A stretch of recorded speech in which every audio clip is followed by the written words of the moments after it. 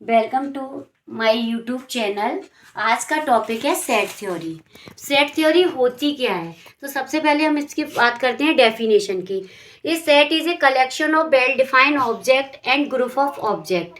इसकी जगह हम ये भी बोल सकते हैं इस set is a collection of well defined object and group of peoples, यानी वस्तुओं के सुपरिभाषित समूह को हम सेट कहते हैं। For example set of natural numbers. Natural numbers जैसे कि हम जानते हैं क्या होते हैं 1 2 3 4 5 एंड इनफाइनाइट। तो हम इसे ऐसे रिप्रेजेंट कर सकते हैं set of natural numbers and A is equal to 1 2 3 dot dot dot. इसके अलावा इसके और भी एग्जाम्पल्स हैं जैसे सेट ऑफ नेचुरल नंबर्स, या और भी एग्जाम्पल्स दे सकते हैं हम इसके, ये collection of stars in a sky and so on. इसके बाद आता है रिप्रेजेंटेशन ऑफ सेट। हम सेट को कैसे रिप्रेजेंट करते हैं? सेट को रिप्रेजेंट करने के दो तरीके होते हैं। फर्स्ट है रोस्टर फॉर्म, इसी को हम टेबलर फॉर्म भी बोलते हैं। सेकंड है set builder form. Roster form में जब भी हम सेट को रिप्रेजेंट करते हैं तो इस तरीके से रिप्रेजेंट करते हैं, A is equal to January, February, dot dot dot and December. तो हमें यहाँ सारे ना लिख के हम इसे सेट बिल्डर फॉर्म में इजी तरीके से रिप्रेजेंट कर सकते हैं। जैसे A is equal to X such that X is a name of months. Months का कोई भी नेम हो सकता है, यानी एक्स का मतलब ये है कि एक्स जो एलिमेंट है वो ए का ही कोई एलिमेंट है। ठीक है, इसके बाद आते हैं टाइप्स ऑफ सेट्स। सेट्स कई टाइप के होते हैं। फर्स्टली जैसा कि मैंने लिखा है इनफाइनाइट सेट। इनफाइनाइट सेट पे बात करते हैं पहले हम। इनफाइनाइट सेट वो होता है जिसमें नंबर ऑफ एलिमेंट इनफाइनाइट होते हैं, यानी अनकाउंटेबल, जिन्हें हम काउंट नहीं कर सकते उन्हें बोलते हैं इनफाइनाइट सेट। इसका जस्ट अपोजिट होता है फाइनाइट सेट, यानी number of elements is finite, जिन्हें हम काउंट कर सकते हैं, यानी काउंटेबल एलिमेंट्स होते हैं तो उन्हें बोलते हैं हम फाइनाइट सेट। जैसे मैंने एग्जांपल लिखा है फाइनाइट सेट का, ए इज इक्वल टू 1 2 3। इन्हें हम काउंट कर सकते हैं कि इसमें 3 एलिमेंट्स है 1 2 3। ऐसे ही मैंने इसके जस्ट अपोजिट इनफाइनाइट सेट का एलिमेंट लिखा है 1 2 3 डॉट डॉट डॉट। इसका मतलब है ये इनफाइनाइट तक जाएंगे, इन्हें हम काउंट नहीं कर सकते, इसलिए हम इन्हें बोलते हैं इनफाइनाइट सेट। इसके बाद आता है एम्प्टी सेट। जैसा कि हमें नाम से ही पता है एम्प्टी सेट का मतलब है खाली। एक set it has no element, यदि किसी सेट में कोई भी एलिमेंट्स नहीं है तो हम उसे बोलते हैं infinite empty set. Empty set को हम 5 से रिप्रेजेंट करते हैं। फोर्थ अपना है सिंगलटन सेट। सिंगलटन सेट का मतलब होता है जिसमें नंबर ऑफ एलिमेंट ओनली 1 हो। एक set has only 1 element, it call a singleton set. जैसे मैंने एक एग्जांपल लिखा है ए इज इक्वल टू 3, जिसमें केवल 1 एलिमेंट है 3। इसके बाद आता है इक्वल सेट। इक्वल सेट और इक्विवेलेंट सेट में बहुत माइनर सा डिफरेंस है।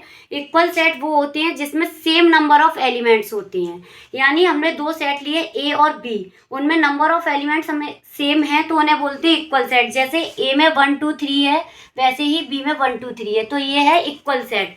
इसके बाद आता है इक्विवेलेंट सेट। इक्विवेलेंट सेट में ज़रूरी नहीं है कि नंबर ऑफ एलिमेंट सेम हो, लेकिन काउंटिंग दोनों पे सेम होनी चाहिए। जैसे कि ए में है 3 element, A is equal to 1 2 3, B में है एलिमेंट 4 5 6। ये एलिमेंट डिफरेंट डिफरेंट है बट इनकी काउंटिंग सेम है, इन्हें बोलते हैं इक्विवेलेंट सेट।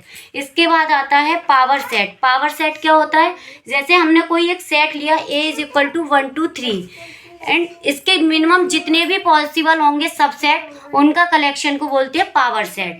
यानी ये collection of subset is a set, it call A power set. जैसे मैंने यहाँ लिया ए में 3 एलिमेंट है 1 2 3, ठीक है। इसका हम पावर सेट बनाए तो पावर सेट को रिप्रेजेंट करते हैं एपी। इसका मतलब है पावर सेट ऑफ ए। इसमें हम इसके सबसेट बनाए तो सबसेट क्या क्या हो सकते हैं 1 2 3, 1 2 2 3 3 1, और एक खुद सेट हमेशा अपना खुद का भी सबसेट ही होता है, तो 1 2 3। तो ये होगा इसका पावर सेट। जितने भी इसके पॉसिबल हैं सबसेट, उनके कलेक्शन को हम बोलते हैं पावर सेट। इसके बाद आता है अपना यूनिवर्सल सेट। यूनिवर्सल सेट वो होता है यूनिवर्स में जो भी मेंबर्स हैं, जो भी चीज़ें हैं, उन्हें हम एक सेट में कलेक्ट कर सकते हैं। वो सबको कलेक्ट करने वाले सेट को हम बोलते हैं यूनिवर्सल सेट, यानी हमारे यूनिवर्स में आने वाले सभी मेंबर्स को कलेक्ट करने वाला सेट कहा जाता है यूनिवर्सल सेट। इसके बाद आता है subset. A set is a if A is a set and B is also a set. Subset हमेशा खुद का सेट भी होता है।